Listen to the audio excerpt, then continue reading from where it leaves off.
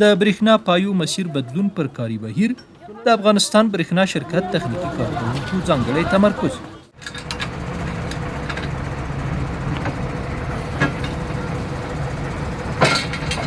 د څلورم جنکشن اړوند شبکې مسیر کې د سړک جوړونې پروژې تطبیق له امله د برېښنا وروستی پایي ځای بدلون لپاره د تخنیکي کارکوونکو هڅې روانې دي. اوس مهال د سړک جوړونې شپږ پراختیایي پروژې د څلورم جنکشن ساحه کې په چټکۍ پر مخ روانې دي. د پروژو د برېښنا پایو مسیر بدلون برخه کې د کابل برېښنا ریاست اړوند څلورم جنکشن تخنیکي کارکوونکو کاري فشار زیات کړی دی.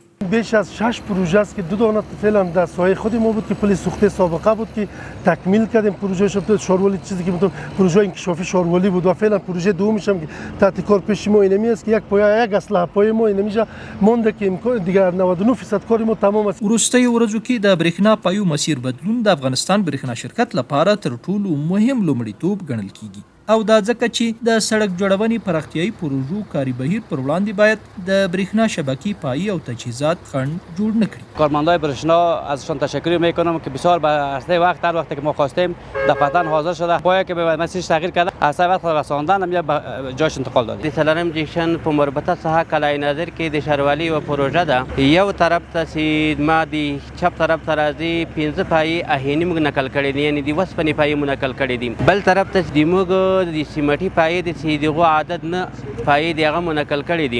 د څلورم جنکشن ساحې سربیره نورو ساحو کې هم د سړک جوړونې پراختیایي پروژو بنسټیزو کارونو ارزښت په پام سره د برېښنا شبکې پایو مسیر بدلون د افغانستان برېښنا شرکت لپاره یو مهم تخنیکي لومړیتوب ګڼل شوی دی. دا اقدام نه یوازې د پروژو په بهیر کې د خنډونو مخنیوی کوي بلکې پېرودونکو ته د ډاډمنې او دوامدارې برېښنا رسونې لپاره هم په پام کې نیول کیږي.